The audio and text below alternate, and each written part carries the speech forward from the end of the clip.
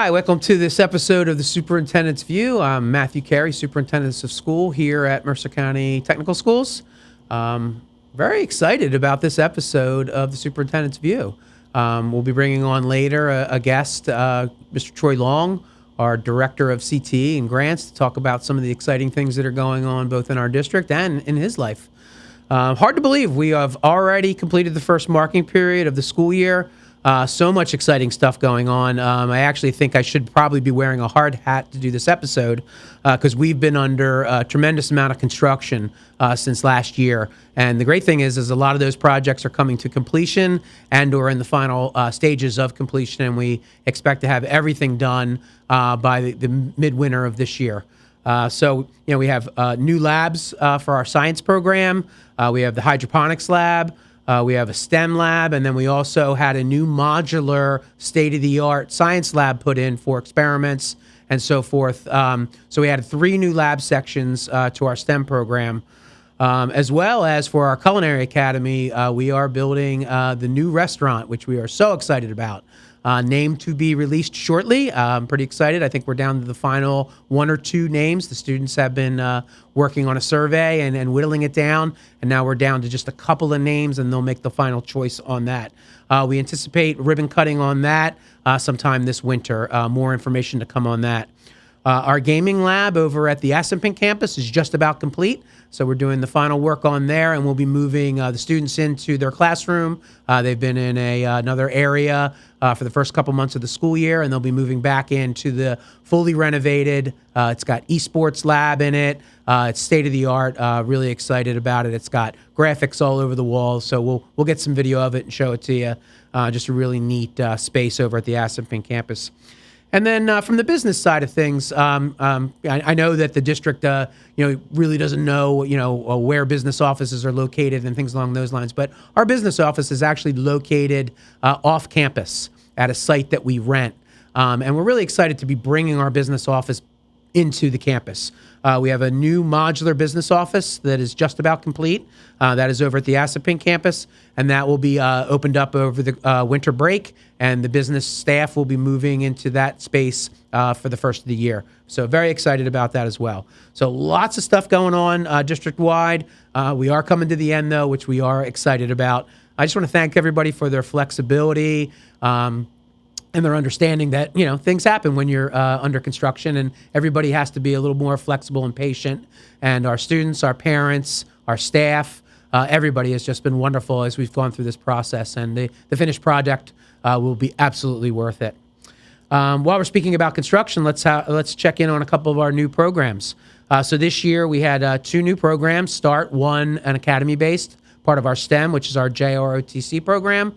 Has absolutely been amazing. Our first class is doing a wonderful job. I attended their Veterans Day parade and ceremony this past week. It was absolutely outstanding, and I know we're going to show you some video or pictures from that event as well. And then the other is a shared time program, which is our environmental sustainability, and that's our new hydroponics lab. They are up and running, full first marking period. We have microgreens growing as we speak. And we're promoting this program for next year's class, which will then fill it out for full 11th and 12th grade selections. So we are very excited about that as well. Big shout out. You've heard me talk on this show before about our esports teams, the Wizards. We have won another gold medal this year. And this year we won in Marvel Rivals. So another big gold belt for the display case. And our team just absolutely does incredible under the direction of their director and coach, Mr. Peter Corrigan, who just does an amazing job with the students who compete, as well as our club, which we do have a club for esports as well. So anybody can participate, and it gets bigger and bigger every year. And with that, when we talk about competition, we also have our Pro Start, our Skills USA, our HOSA, and then our Future Farmers of America competitions actively going on as we speak. You'll hear me talk a little bit more about them as the year goes on, but every year we send dozens of students out to compete on teams, and they've done really well in the past, and we're expecting the same type of results this year. So as we talk about the 2026-27 school year, we are actively building our budget as we speak, and we have opened up the application and I've already started the admissions process for next year. Mr. Orff, who goes out and does an amazing job promoting our school district and speaking to 8th graders and 10th graders about the two different entry points to our district, which is 9th grade for academy and 11th grade for shared time. And we are expecting again for the third consecutive year our largest freshman class. We are growing exponentially here at Mercer County Technical Schools, and we're adding more and more wizards every year. So we are excited about the new class that'll be coming on in the fall of 26. A new program that we're going to be looking at, it's already been approved by the Board of Education, so now we're going to start the process of building it. We are adding a veterinarian tech program to our Health Sciences Academy for the 26-27 school year. We're going to refer to it as the Vet Tech program. This is an academy-based program, so it will be opened up to 9th graders who want to join the Health Sciences Academy over at the Assunpink campus. We are very excited about this. And from a personal note, I am an absolute animal lover, dog lover. I've had a dog my entire life. So this is something that's very near and dear to me and obviously near and dear to our community because we're already seeing a lot of interest in it without really having much to show in regards to it. But a lot of excitement around that proposed new program, or I should say approved new program, hot off the presses for 26-27. And then in closing, I wanted to talk a little bit about our PTSA. The parent organization just does an amazing job. They're a newer organization. They've only been in place for a few years now. They're doing events for our students, and last year they paid for a mini grant for our Teachers of the Year so that they could go to the Teachers of the Year luncheon and ceremony. They're doing just great things within our district, and we're really excited about that. They have a big event coming up on January 30th. And that is going to be the homecoming dance and activity. There'll be all kinds of games and things going on. So don't think of it like a traditional high school dance. It's more of an event. So it'll be a homecoming event that we'll be having. And then they also do a lot of events and other activities throughout the year. I encourage you to check out their link on our website. It'll take you right over to the PTSA link, and it'll show you everything that they're doing and how you could get involved if you're interested. And with that, that was a mouthful, a lot going on here during the first marking period of the school year. But in closing, I just want to wish everybody a healthy and safe and happy Thanksgiving season. And then as we move into the holiday season in December, for me, I'm very thankful to be the superintendent of schools here at Mercer County Technical Schools. And I'm extremely thankful for my amazing team and the students and the parents and the school community that support us. Thank you. All right, in this next segment of the Superintendent's View, we'll be talking to our Director of CTE and Grants Management, Mr. Troy Long. Welcome to the show, Troy. Thank you for having me. I appreciate it. Yeah, it's great to have you here. You've been with the district now for just about 2 years, I believe. Coming up on. Yeah, coming up on 2 years. Exciting time. Absolutely. So why don't you tell us a little bit about yourself and your background? Well, I went to McCorson, which is now defunct, but then I ended up graduating from UNN High School, so I'm a local resident. So I'm really excited to be here. I was also a CTE student when I was in high school, so that kind of led me down the path that I am. So I'll talk about that more in detail, but, CTE really shaped me in education. I did not know I was going to be in education. Education found me, but luckily my CTE background was kind of reeled me in and got me on the right path. Absolutely. I think you and I have that in common. As you know, we've talked about it before. I was a culinary student when I was in high school, and although I chose to go into the Marine Corps after I got out of high school, and then education as a career, my background in CTE has helped shape me in everything that I've done in my life. So I think you and I have that in common. Yes. And it's great to have you here. It's a homecoming. Having know the area so well. And so excited to be here. Yeah. I actually get to go visit my mom from time to time. So that is a major plus. Excellent. Always good to see Mom. So obviously you're extremely passionate about CTE, and you did mention that your background is in it. So what are some of the things that makes you so passionate about it, and how important it is in today's education? Well, I didn't have any direction. I didn't know what I wanted to do. I actually thought I wanted to be an accountant until I started doing CTE. I was a member of DECA, and I started, doing the competitions. And then when I went to college, I still didn't know what I wanted to do.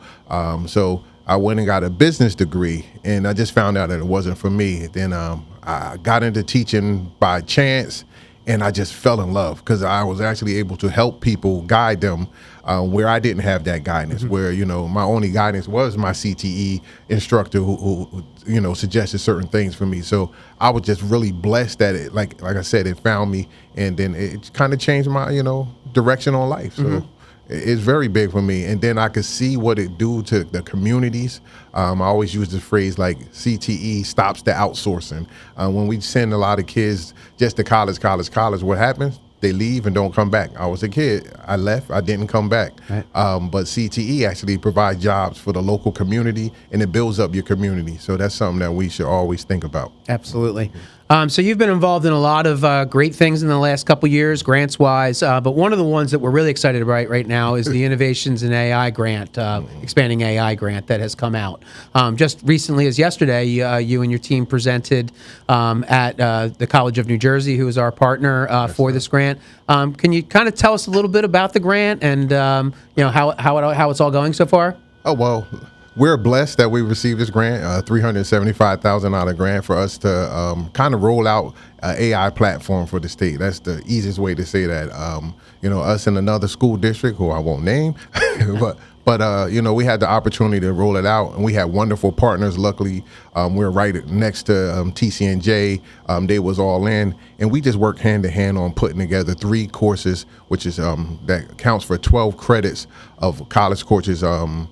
And just to set it all up for the entire state to follow our lead, which is amazing, which we hoping that everyone decides to follow our pathway and do what we do, because we made it, nice and simple for everyone to do it. So. Yeah, and it's great to, having done pilots before in other school districts throughout my career, when you're the innovator of something and you're getting to create it, you're hitting all those benchmarks and things before anybody else. So, and it gets your name out. And even if they don't follow exactly what we've worked together with the College of New Jersey to create, at least they're looking at us as a source, and they're seeing, okay, Mercer County Technical Schools is on the cutting edge of AI and innovation in their schools. So outstanding. Well, like the word said, technical school. So, Yes. we have to make sure we live up to that mantra. So Absolutely. A lot of the stuff we're doing, we follow what the grant wanted, but we did a lot of add-ons. So like, we're sitting here and this thing, we have a robot dog and things of that nature. So we did a lot of extra stuff to make sure our students have the best of the best. Absolutely. And that's why, that's the great thing about being here. We keep trying to push that envelope to the next level for our students. Absolutely. Getting them the most and the best industry valued credentials that we can get them, hooking them up with the best partners, corporate partners. I'm really seeing that, and you're doing an amazing job. So I could not interview you, Troy, without making this our final segment. Troy, I'm going to go ahead and give this one to the camera. Troy is a published author.